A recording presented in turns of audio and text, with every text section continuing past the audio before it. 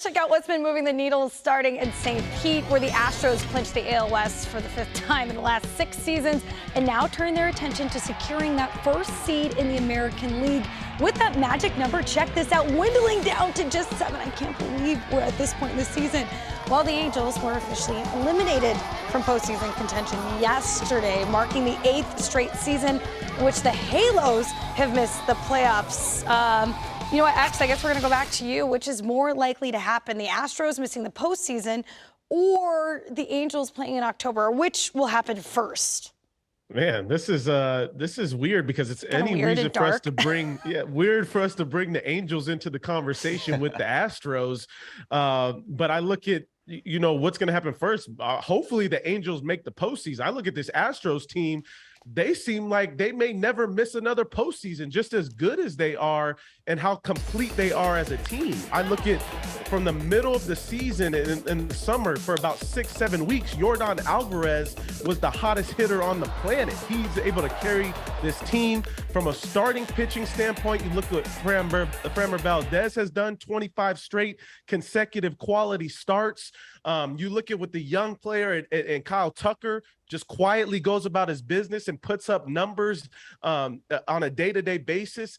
I look at Altuve at the top of the lineup. He can hurt you immediately when the game starts, just like yesterday for his 11th leadoff homer. I don't know where the holes are in this Astros team, and I don't really want to talk about the Angels because it's such a disappointment. But at some point, I hope the Angels do make the playoffs, but this is more about the Astros. This team is unstoppable right now. Yeah, I mean, the scale at which the Astros are making the postseason and the Angels are missing the postseason is more organizational than any one team. When we got this question, I immediately went and looked at the farm system rankings. Sort of that's what I was, yeah, like, okay, are they on different paths in the future? Yeah, you're making the correct face, LG, because according to MLB, the Astros are 29th for the 4th straight time. That's because, they didn't get to pick in the first round for a couple of years in there. But so they're 29th. The Angels are 30th. The Angels have the only team with a worse farm system than the Astros right now, and the Astros have been able to take a farm system that's been 29th for 4 seasons in a row and continue to have success at the major league level. And then you talk about sort of like the near future.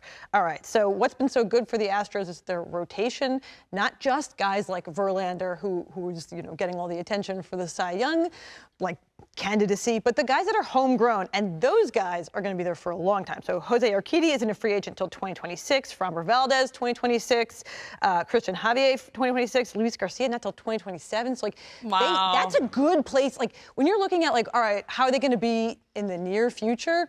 Well, their rotation is good, and they're probably going to have exactly the same rotation, maybe without Justin Verlander for a long time, whereas I think Ohtani is out after next year, if not sooner. So. And Keith, could you blame him?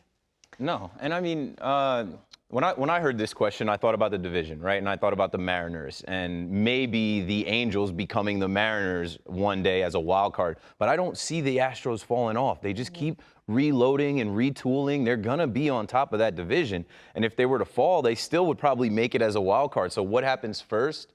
I guess the Angels reaching the postseason as a wild card team, but the Astros are stacked. I'm honestly tired of watching them. They're so good, man. They're so good. And it's different guys every year, and they have young guys that are playing right now. They're going to be there for a long time. Jump on it, X.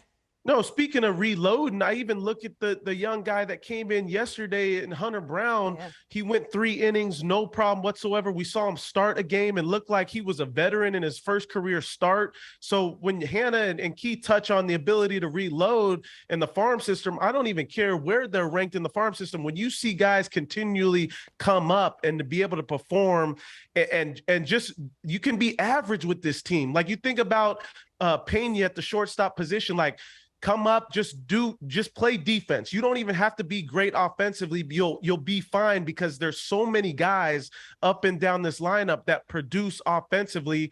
And another thing with this team, they don't have egos. We don't see guys talking big in front of the media. They just quietly go about their business. And we got to give a lot of credit to Dusty Baker. This dude has this team locked in. Yeah, I mean, earlier, last month, I guess, I went down to Houston and I was asking around. I said, how do you guys stay so good? It's kind of like what's the secret sauce? Yeah, exactly. I was like, I know this is like a silly question. It feels like I'm just trying to like butter you guys up before I have to talk to you in October. But like, how do you stay so good? And Lance McCullers, who's so smart and has such an interesting perspective, said he made a really interesting reference. In fact, I was like reading my article at home and my husband was like, who said that? Lance McCullers? That's so interesting. He mentioned how Jeff Luhnow, the now former GM, came from the Cardinals organization and how we've talked about it probably on this show before, how the Cardinals have such great rookies every year. Yes. How they don't pick high in the draft, but whatever they're doing at that sort of minor league level and the way they learn to win together at the minor leagues, it works so well. They're so ready when they get called up.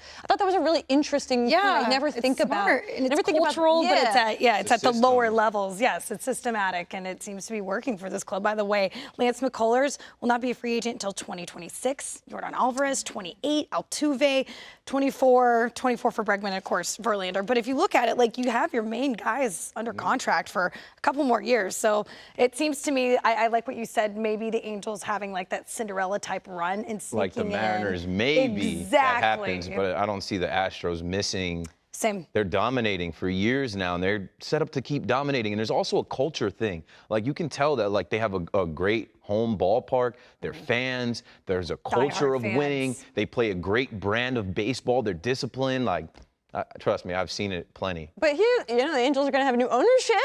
That's pretty exciting. It all starts at the top. It could change things. You know what they say, things roll downhill.